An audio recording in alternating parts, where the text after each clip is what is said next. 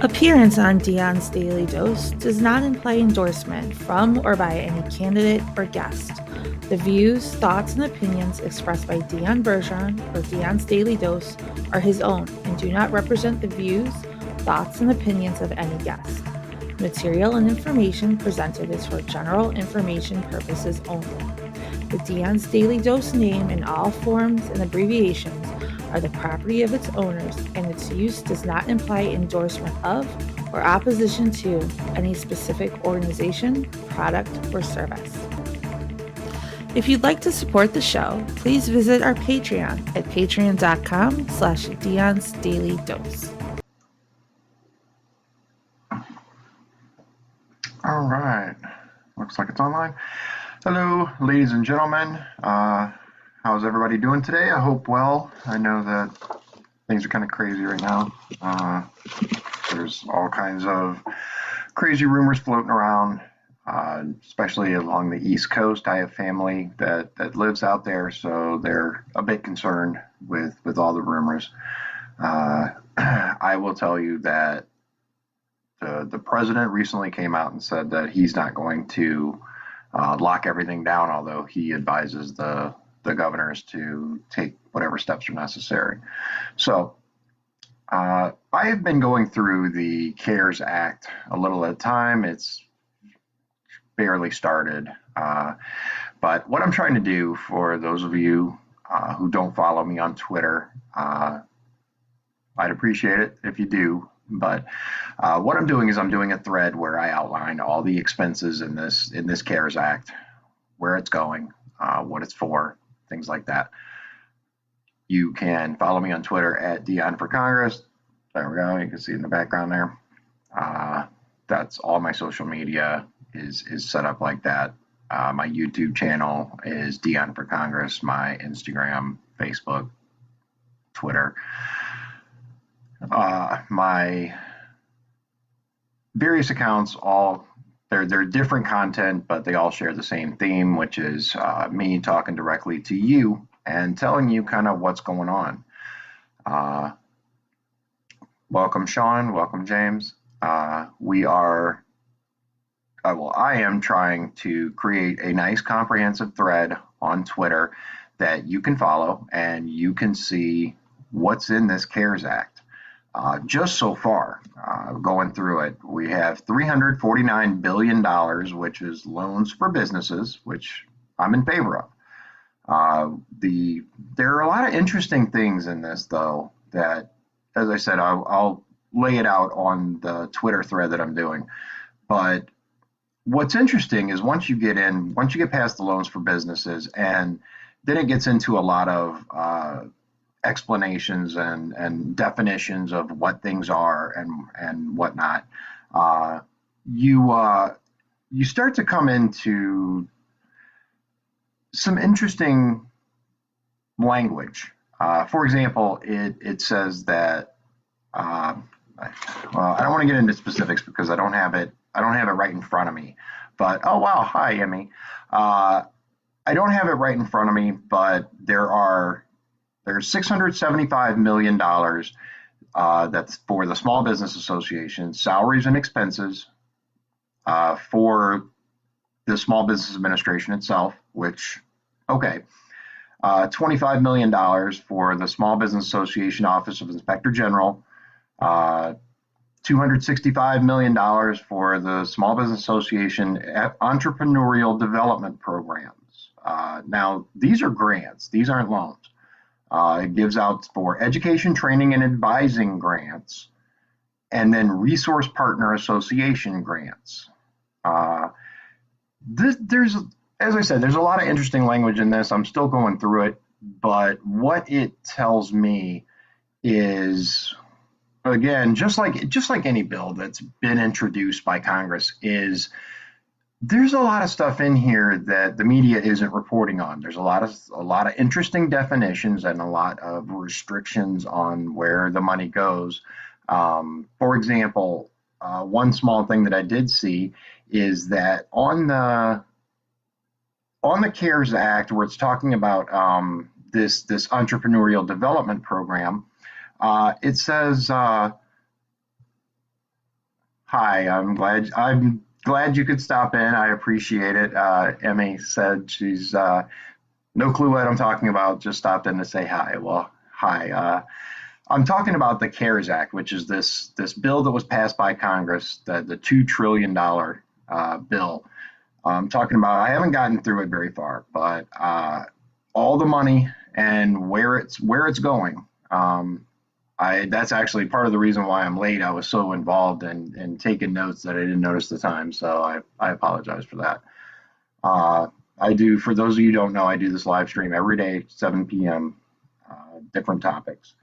But we have, like I said, $2 trillion, and I'm trying to track where it's going. As someone who's running for Congress who would like to be your next representative for District 1, I think that that's something that not nearly enough of our representatives do. They don't look at the bill. They don't tell us, hey, this is what it means for you. This is where the money's going. This is where the money's coming from. And this is why I'm going to vote for it or why I'm going to vote against it. Now, there are reps who do that. We don't have one. Just say that. Regardless of which side of the aisle you're from, I think we all need more of that in our government. Uh, we definitely need a lot more people that are willing to talk directly to the American people, that are willing to say, hey, this is what our government's trying to do behind your back. And I think that that's important. That's why on my live stream yesterday, we talked about HR 5717 and why I'm talking today about the CARES Act. Uh, I'm not going to get too much into it because I'm not finished with it. But if you'll watch my Twitter thread on it, you'll see that I do a breakdown with screenshots of the bill. I have a direct link to the bill so you can read it yourself. I will leave a link to the bill directly in the comments for this. The next thing that I'm going to talk about is QAnon. For those of you who aren't familiar with it, if you go to qmap.pub, you can follow along with the thousands of drops that have already been done. I'm not going to talk about what I believe Q is or who I believe Q is. I don't have a definitive opinion on a specific person. I think it's a group of people that kind of share that title. Um, I'll drop a couple of links for resources that I think are really good. I've mentioned it before. One thing I'm going to say about Q and the Q movement is, regardless of which side of the aisle that you're on, and one reason why I think it's so important to kind of read through the drops and digest them is it exposes many of the things that we knew were already going on. We just didn't have proof. This gives us the will and the power to find the proof of the things that we knew. One of the things that Q has stated over and over is do your own research. And I wholeheartedly believe in that. Just like you shouldn't just take what the mainstream media says at face value, although many people do, you should research things yourself. You should look into it yourself, especially now. We have more time on our hands than we've had in a very long time. We have the time to look into things and see what's going on. I'm going to drop a name for you guys to look into. The name is Pacer, Pays. I believe it's EUR, Payseur. If you look at what the Pacers are and what they control, it is mind-boggling. Most rail companies, electricity companies, the control can be directly traced back. Um, Another big name that everybody knows is Rockefeller. Rockefeller controls a staggering amount. Rockefeller, Pacer, George Soros, for those of you that are familiar with what he's been doing with spreading around billions of dollars to negatively influence people's opinions. It's all connected. Everything's connected. I don't think anything is random. I believe everything happens for a reason. We are we are part of um, a much larger thing here. Uh, Again, Pacer, uh, Rockefeller. These are all names that I think every American needs to know. they are the ones that are at the top of the pyramid. And as I've stated before, when I talk about the pyramid, I'm not talking about the Illuminati. I'm talking about the pyramid of structure that exists in America. We have the bottom row of the pyramid, right? The worker drones, the worker bees, the guys that go out every day, like many of you that have joined the stream. You go out every day, you do your job, you come home, you pay your bills, you take care of your families. That's the bottom layer of the pyramid. Above that, you have the congressional representatives, the people that allegedly represent the rest of us, right? And as you go up, you get more and more wealth concentration until at the very top, you have the people that, essentially control it all. The Queen of England, stuff like that. The massive amounts of wealth, the Pope, the Queen of England, that's what I mean when I'm talking about the pyramid. And I've said before, it is the bottom row of the pyramid, right, that has become shown to be the most important, especially in today's times. Normally, we had all these Hollywood elites and athletes and stuff that everybody was like, oh, they're doing such, so much for us. They are useless. They just are. The real people are the ones at the bottom of the pyramid, the ones that keep America running. And I could go through the list. The list is long. It's everyone from working the checkout stand and stocker to the steel workers, the truck drivers, the EMS workers, our police officers and military, the forklift drivers. Everybody is important. Everybody is critical. The people that do real jobs. You guys are the ones that matter. In my opinion, the more up the pyramid you go, the less important you are, because if let's say the Queen of England suddenly wasn't around, would it mean anything for the vast majority of the world? Not for me, obviously. It wouldn't matter to me. Would it matter to you?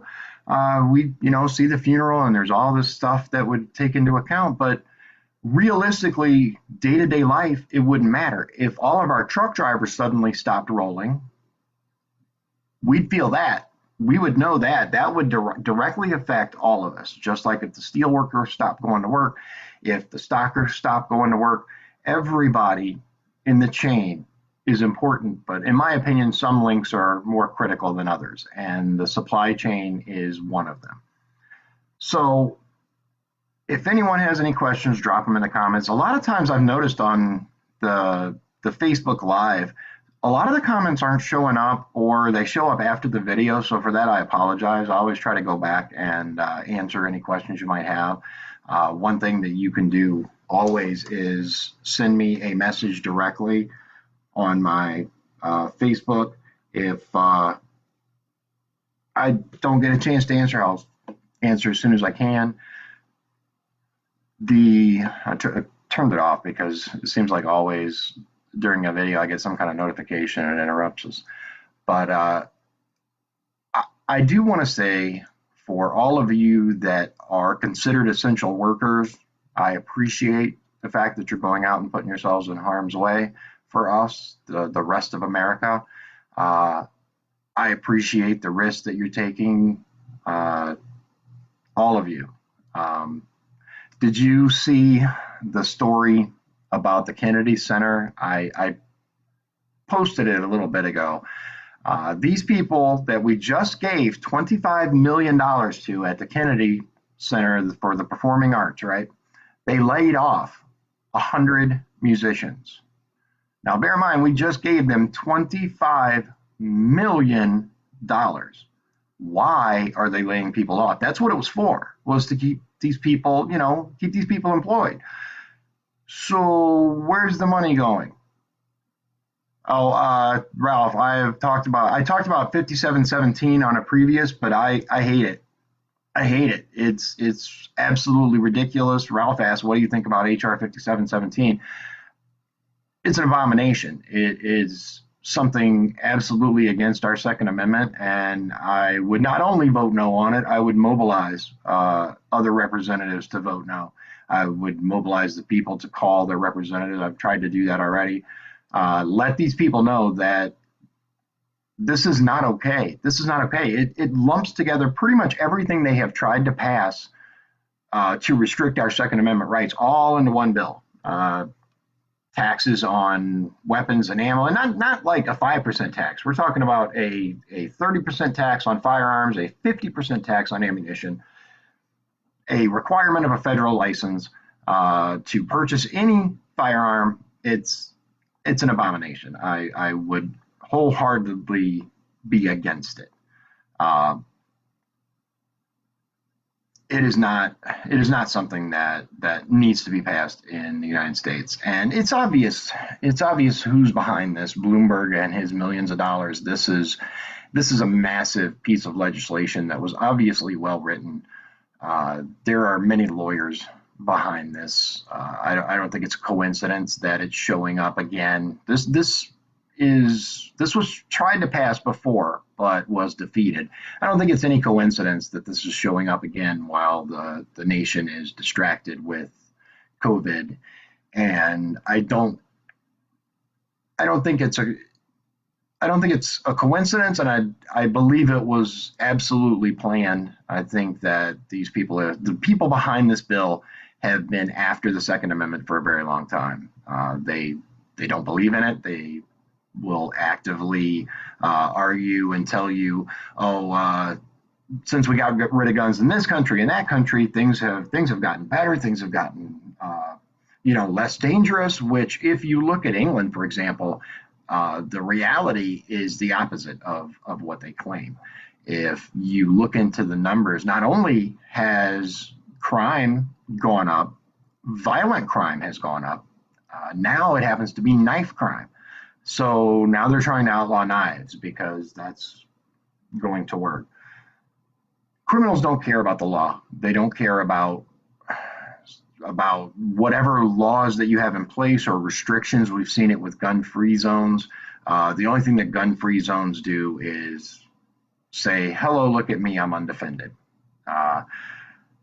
We can get into more of that on a different stream, but I will tell you that I am wholeheartedly against 5717. This CARES Act and the Kennedy Center, it really bothers me, probably more than it should, given how our government is set up and the way that the money is funneled from area to area. But I will say it exposes the reality of what these people are for. Think about it for a minute. $25 million for the Kennedy Center, and they're laying people off. 100 musicians, 100. So then why do they need the money? They're suspending all performances, right? So there's no performances that are going on until at least April. I think they said the end of April 30th, like around April 30th or so. There are no performances happening. There are no special costs associated. There's no $25 million, and they aren't keeping people employed. Then why did we give you so much money? Because I don't care what organization you are, $25 million is a lot of money. That's a lot of money. And granted, the loans for businesses and all of that, but we're talking about a whole country here. So $349 billion, yeah. But $25 million for the Kennedy Center and 100 musicians laid off.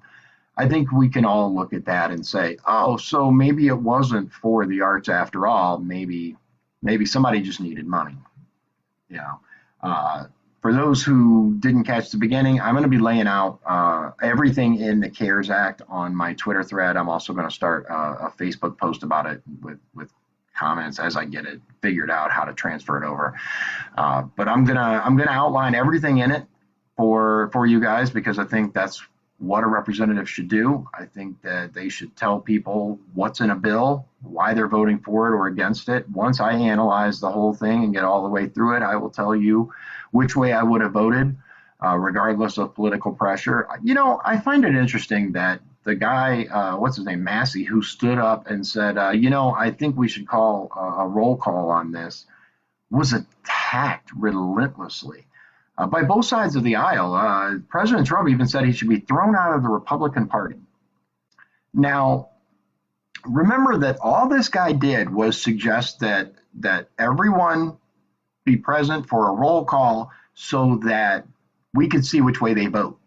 Now it ended up being unanimous; everybody voted for it, but I don't find that necessarily to be a reason to be attacked. I in the original Twitter thread that I posted about the CARES Act, I misspoke and said that $25 million was for raises. Now, to be fair, it's under salaries and expenses, so that was my misunderstanding at the beginning that it was for raises. What it actually says, if you get into it, and I haven't gotten to this part officially yet, it was on a someone else's post allegedly from the CARES Act. So, but what it says is that it's for telecommunications and upgrades so that potentially Congress could vote remotely. I support that. I don't know why you need $25 million for it, for a laptop with a decent webcam and a good internet connection, which pretty much everywhere urban has now. Why $25 million is needed for that, I'm not sure, but so that Congress can vote remotely. We could certainly save a ton of money on these representatives going back and forth. I don't see any reason for them, for our reps from, for example, Indiana 1, right? My wife and I have talked a lot about why a house or a residence in Washington, D.C. is even necessary, because all they do, they go there, they vote, they come home. That's all they're supposed to do. They're supposed to be representing their district, right? There's all kinds of stuff. There's much more to being a representative than just going to Congress and casting your vote. You're also the liaison between the people of your district and federal agencies. That's the majority of a job of a representative, as a matter of fact, is people that have issues, for example, getting disability, working with the Small Business Association, things like that. That represents the bulk of your job. Why these people are spending so much money traveling back and forth to Washington, D.C., when we've had the ability to telecommunicate in real time for quite a while is beyond me. There's no need for it. It's a waste of taxpayer money. Let's get these people, keep them in their districts. They can connect to Congress remotely and they can vote for maybe really, really important stuff, impeachment, for example, something along those lines. Yes, require them to be present. But this, I think one of the things that this virus has done is expose some of the flaws in our current system. It's exposed some of the ways that we can improve the current system and really, really utilize technology. If, for example, there's some sort of issue with the feed, they're not able to be seen, whatever, there are alternatives out there. It's not like we rely on one single source for internet connectivity. You know, we have our home internet, our phones have 4G or 4G LTE or 5G in some areas. There are multiple options available now. It's not like a single source is the only way that you can connect. So I will say, I think it's exposed. The other thing that it has exposed is the lack of equipment that was built up under the previous administration. During the SARS outbreak, millions of masks and things like that were used and never replaced. We were left with a system that, in an outbreak such as this, it was designed to fail. Is there anybody out there who thinks that was an accident? I mean, really, seriously, stop and think about it. Do you think that it was just neglect, or do you think that was intended to be that way? Let's remember that those in charge don't want Donald Trump to succeed. We've seen it over and over and over. The mainstream media, the people that generally feed them, they don't want the president to succeed. They have had people on TV openly call for the destruction of our economy in order for Donald Trump to fail. They don't care about the regular Americans. They don't care about the hundreds of millions of us that'll be out of work, that will have no way to feed our family, just so long as we can make Trump look bad, right? Really stop and think about the ramifications of that. I'm not a cheerleader for Trump, but I recognize all the good that he's done for this country. He has done an amazing amount, if you really just stop and look at the things that he's accomplished, he has done so much for this country. He is the most pro-American president we have had in recent memories. He has stopped the terrible trade deals. Now, I will say, NAFTA versus the USMCA, I would have liked to have seen more provisions in the USMCA for American workers. I would have liked the ratios to be a bit different. I would have liked it to be a little more skewed towards America. But this is a multi country agreement, so you got to give a little, take a little. I will say it's a far cry better than NAFTA. At least there are some restrictions in there, but I think we could have done more. I think we could have done a lot more with making it more pro America. He has helped the VA with in many different ways. I'll post a link to one of the sources that I use for all of his accomplishments. There are a couple of repeats in there, but uh, it's it's really good. And if you go to whitehouse.gov, they list his accomplishments too. And no one wants to do that. They just want to listen to what the mainstream media claims. I won't say no one. No one on the left wants to listen to what the white. Oh, it's propaganda. But MSNBC and CNN aren't really. It's ridiculous.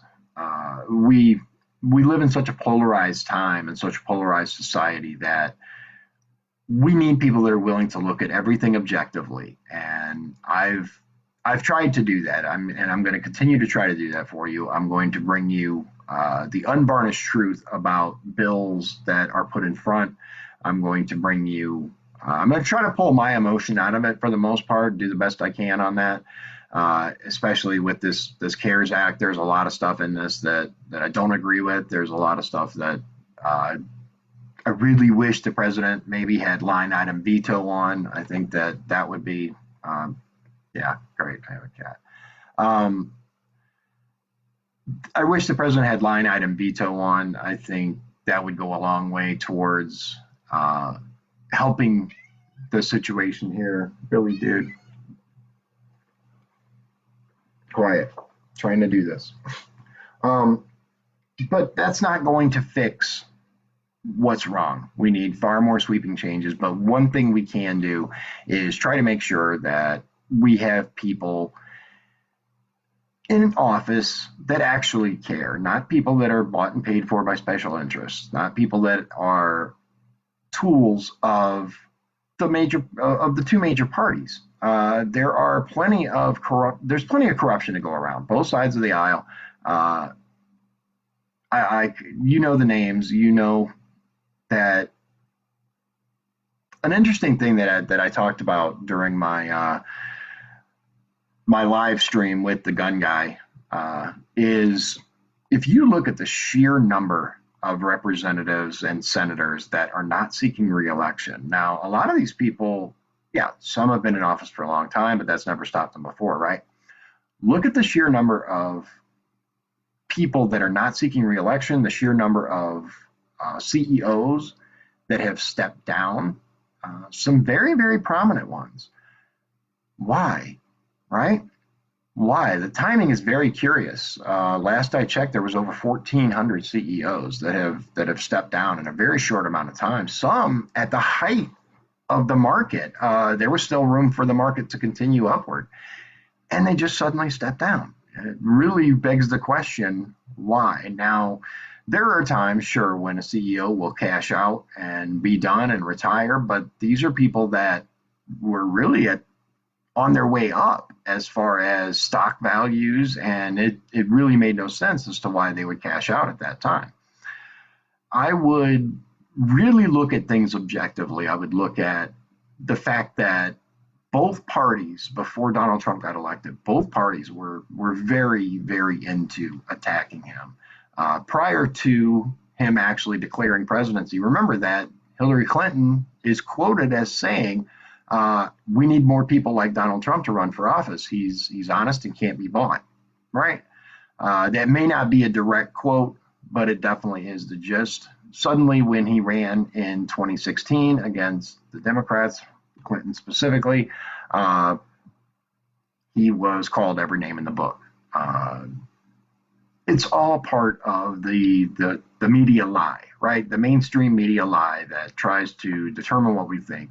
You've all just look it up. They've been proven to be liars over and over. We have the hurricane force winds, right? And then you see the people floating the boat, in the little pool of water behind them. You see the lady in the boat, right? And then the people walking right next to her. There are countless examples. CNN has been shown, they had the side by side, right? And the bus went by the one and then it went by the other, even though they were supposed to be in two different places. They had, like one was supposed to be in New York, the other was supposed to be in Phoenix or something. If you believe the mainstream media at this point, I'm really not sure what else uh, can be done as far as understanding that we're being manipulated. We really are being manipulated. One thing I will say is that there are a few left on Fox News who are trying to give you at least relatively unvarnished. For the most part, we know that a lot of what Fox says is just the other side of the coin as far as giving you a varnished sense of reality. But one thing that's been interesting is when they put Paul Ryan on the board, right, and they hired Donna Brazil, Donna Cheater Brazil, questions in advance. What? When I saw that, I'm like, there's no way. I actually had to have multiple sources before I actually believed that was happening. Paul Ryan was one of the biggest rhinos in Congress. Like, are you kidding? Paul Ryan, really, of all the people, Paul Ryan, yeah, he's on the board of Fox. Donna Brazil is a commentator. What she could possibly say that anyone gave a damn about is beyond me. I couldn't watch anything she was on anymore, just at all. I can't stand her. And her personality is partly to blame, but someone who claimed that who openly admitted, I should say, that she fed Hillary Clinton the answers to the debate in advance is not someone I think should be celebrated on TV as any kind of expert or someone we should listen to about anything. That's another problem with what's going on all around the country is these people that are obviously flawed and obvious liars and frauds are being held up as a person of authority. Look into Anderson Cooper. He is actually the son of Gloria Vanderbilt. He's part of the Vanderbilt empire. Very interesting, right? It's worth noticing and noting that they're all part of the same group, the same cult. Call it what you will, but there's far too much that connects them. There's far too many opinions that all ring the same, just as hollow. It's been a concerted effort because here's what it comes down to is they never thought she'd lose. They never thought Hillary Clinton would lose. All these polls, all these opinion pieces that were written. Remember, she was 95% chance to win.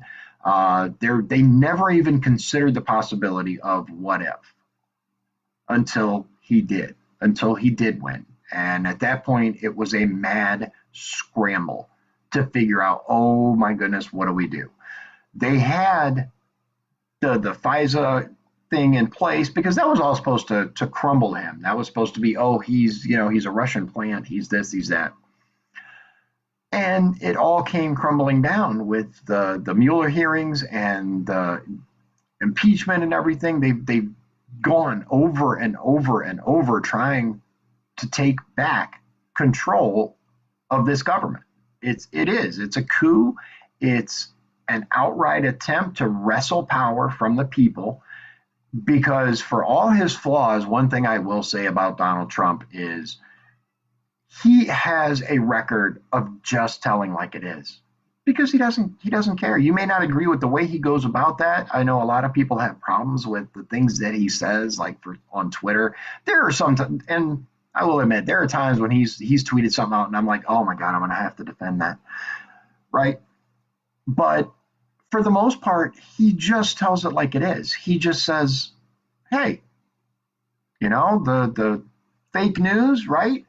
And he's right. It is fake news. It is these organizations that don't want him to succeed, that will do absolutely everything they can to make sure he doesn't succeed. And I think that that's the real tragedy. That's the real crime against the American people. Is no matter which side of the aisle you've been on, is there anyone? Realistic question here: is there anyone during the previous administration that actively wanted Obama to do badly, that actively wanted Obama to screw up? I didn't. I didn't like the guy, but I thought he was way too polished, and there were many other reasons I disagree with most of his policies, but I didn't want him to fail. I didn't want him to screw the country up. And these people are actively wanting the president to screw the country up. Really think about that for a moment. What that tells you exactly where their loyalty lies. And it isn't with you. It isn't with me. Because anyone who wants the country screwed up does not have our best interests at heart. We need to be united in at least wanting this country to succeed, wanting the American people to do better, and wanting the president to succeed. Because if the president succeeds, we all benefit from it, right? We all do better. It isn't a left versus right thing, it's an American thing. So the only explanation that I've come to after the years of this going on and watching everything that's happening and wishing things were different but knowing they weren't going to change, the only thing that I've been able to ascertain is why these people want the president to fail. And it goes deeper than just not liking him or not liking his policies. It really does. It goes much deeper. If you start looking into the connections all these companies have, six companies, maybe even less now, control 90% of the media. Six corporations control 90% of the media that you watch, that you see. Between the news stations and the major newspapers, they're all controlled and they're all held in the hands of a very small group of people. It's unconscionable, and it's something that we as Americans really need to wake up to. And that's one of the things that Q has stated is you are the news now, right? No one can trust the media, the mainstream media. No one trusts it at all. It's at a record low as far as trust. The interesting thing is, so is Congress, right? So you have the media, which last I checked, I want to say like 17% actually trusted the mainstream media. About 11 to 14%, depending on the polls, trust Congress, right? Actually have an overall positive opinion of Congress at all. 11%.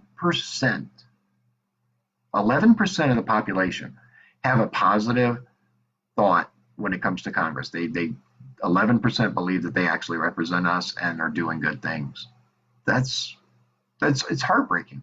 It's a foundation of our government. It's the way the government's set up, and we need to do better. We need to do better as a people. We need to do better as a population. And one way we can do that is by making sure that we are backing people that actually care, that we're not backing people that are just trying to get into office so they can use the influence of it, that are just trying to get into office so that they can have the next step on their political career. I'm going to say, I've said it before, I'm going to say it here. I am very likely going to be a one, at best, two-termer, because I'm not willing to compromise. I'm not going to vote for something just because one or the other party or even the president says vote for this. If it's not best for the people of Northwest Indiana, I'm not voting for it. You can put that on record, and if I ever do something the opposite of that, then I am no longer fit to serve. It's just that simple. Because at some point I have compromised my morals and I have compromised the thing that I have strove for, for. And I think that's what happens to a lot of the representatives that get elected and they get in there and they start playing the big political game, right? Well, if I vote for this now, then in 6 months, when I need something from this guy, then they'll help me or do or whatever. Why are we playing this game? This has been going on for way too long. We have way too many reps that do it. I'm sick of it. So I hope that you guys learned something. Like I said, I will post a link to the bill itself, the CARES Act, into the description here so that you can go read it yourself. It is over 300 pages, so it's like a really boring novel. You might want to take little pieces of it, do a few pages at a time. That's what I've been doing. I highly recommend that you read it, though. I highly recommend that you read all the legislation that Congress is trying to push through. One thing that they've been very good at is making this stuff so convoluted and boring and legalese that the average American has no interest in reading this, right? They trust the media, they trust their reps to tell them what's in it. And as you've seen, especially with, since the 2016 election, especially, the media doesn't tell the truth. They do not tell the truth. They're going to tell you their version of the truth. They're going to tell you what they want you to believe. I highly recommend that you go and read this bill yourself, break it into small pieces, read a little at a time every day, pump the computer. Just get through it so that you can understand where your money is going, because that's what it comes down to. This is your money. This is taxpayer money that's being funneled into various accounts and various expenditures. Some of them I agree with, some of them I don't. So I thank everybody that came out and joined me for the live stream. I appreciate it, and hope to talk to you again. Hope you'll join me tomorrow night. I'm gonna see you then. God bless you and God bless the USA. Good night. If you'd like to support the show, please visit our Patreon at patreon.com/Dion's Daily Dose. This has been Dion's Daily Dose, hosted by Dion Bergeron. Executive producers Sean Holgram and Michael Beebe. Copyright 2020. Dion's Daily Dose. All rights reserved.